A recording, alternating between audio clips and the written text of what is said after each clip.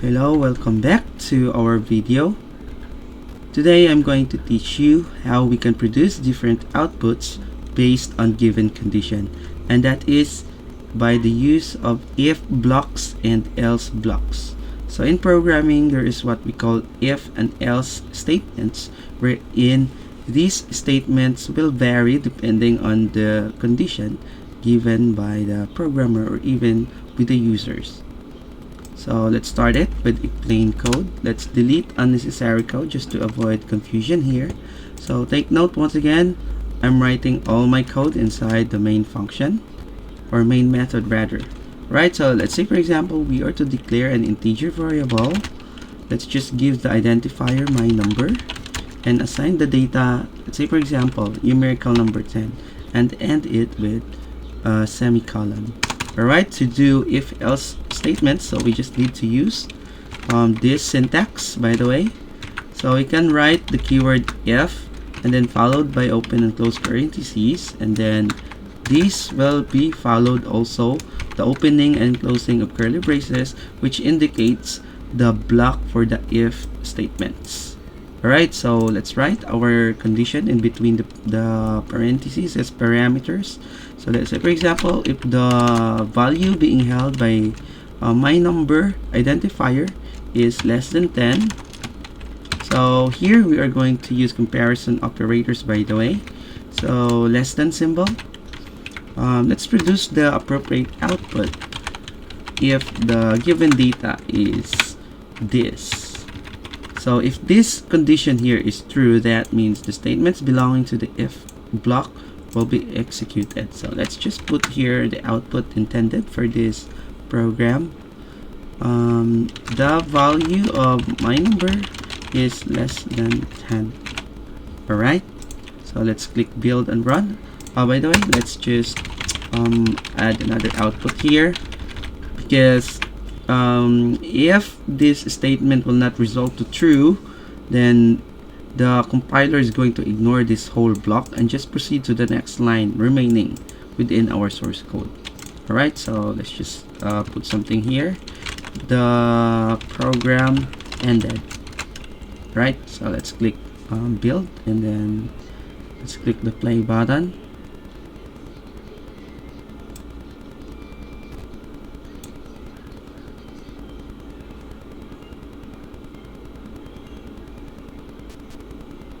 Alright, so we got our output, the program ended.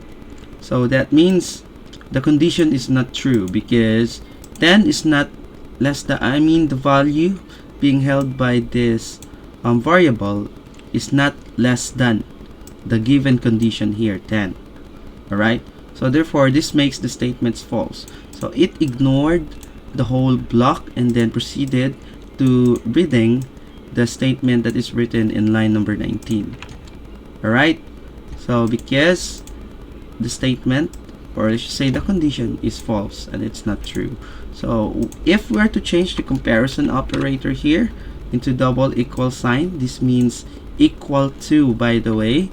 So therefore we will get our output. So we will be executing this block here. So at the moment our prompt contains the value of number.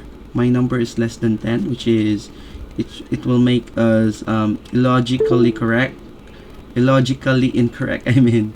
So let's just change this one. The value of my number is equal to 10. Right, so let's click build and then let's run our code. Right, so the value of my number is equal to 10. So that means because of this statement is true, then it also executed the statements included in line number 14. So if we are to add another statement here, that means everything inside in this block will be executed. So that means including line number 15. If in any case the given condition is true, then it will also be executed by our program. The if block is being executed. Right, so let's click it here. Right, so the value of my block is equal than 10. Right, we have a wrong grammar here, is equal to 10. Right? Let's click build and play. So the value of my number is equal to 10, and the if block is being executed, and then the program ended.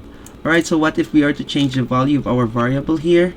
So let's say, for example, we have 100 instead. Now, what do you think? So obviously, since this value here being held by this variable makes the statement false, therefore, our compiler is going to ignore all the statements belonging to the if block and just jump right away to the statement written in line number 20. Alright, to show it, let's click build, and then let's click run. Right, so as you can see, the program ended and it didn't give us any output coming from this block. And that's how if statements work in programming. And in addition, you can also add else block here.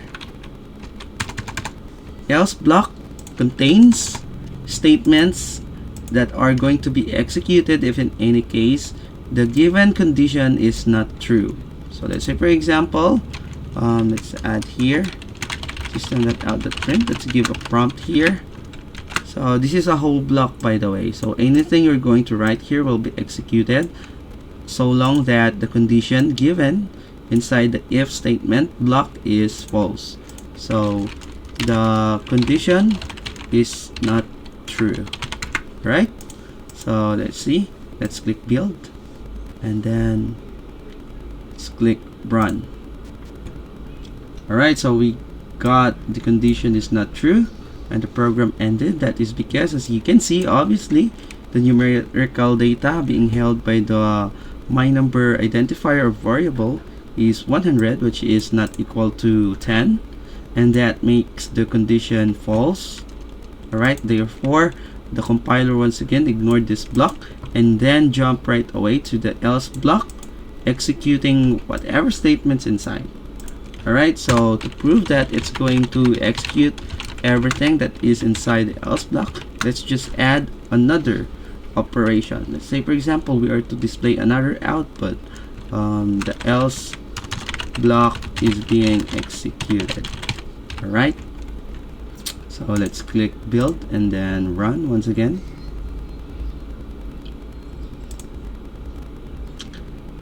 Alright, so the condition is not true, the else block is being executed. Wrong spelling, right? The program ended. So let's just execute it, right? So there you have it. And if you are to make the statement true, so let's say, for example, we add here another 0. So by the way, you can change the conditions here to any other comparison operators, like you can use greater than or less than or greater than or equal to or less than or equal to, and you can also use not equal to as operators for your comparison conditions if you are to compare two variables.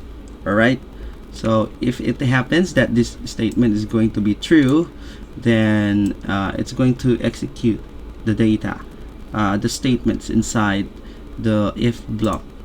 Alright, so in this given example, if my number is not equal to 100, then it's going to execute these. Alright, but if it's equal to 100, it's going to execute the else statements. Alright, so since, as we can see it, 100 is assigned to the variable my number, therefore that makes my number equal to 100, right? So that makes this statement not true. Therefore, we are going to expect the statements coming from the else block will be executed. Alright, so let's click build and run and let's see. Alright, the condition is not true, right? And the else block is being executed. Alright, so as you can see, the else block has been executed, and right after the statement inside the else block has been executed, it jumped right away to the remaining statements within the class definition. And that is how you manipulate your program flow using if blocks and else blocks in a given condition.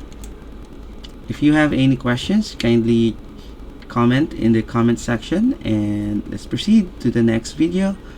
See you to the next one. Have a nice day.